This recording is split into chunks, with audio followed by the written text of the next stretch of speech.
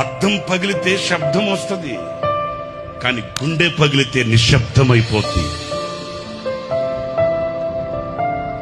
వేదన కలిగితే, బాధ కలిగితే మనసులో ఉన్న మనుషులకు చెప్పుకోగలుగుతాం, కానీ మనసులో ఉన్న మనుషులే గాయాన్ని రేపితే ఇంకెవరికి చెప్పుకుంటామండి.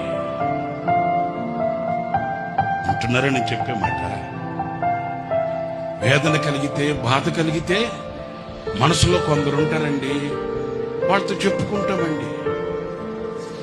మరి ఆ మనసులో ఉన్న మనుషులే గాయపరిస్తే ఇంకెవరితో చెప్పుకుంటామేంటి? దేహానికి గాయమైతే కుదుట పడుతుంది, ఎవరో సహాయం చేస్తారు, మేలు కలుగుతుంది.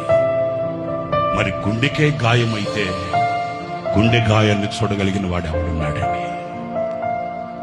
ఆ గుండెకు కలిగిన గాయమే ఒక గేయం. ఆ గేయమే ఈ సంవత్సరానికి మనందరికీ ఒక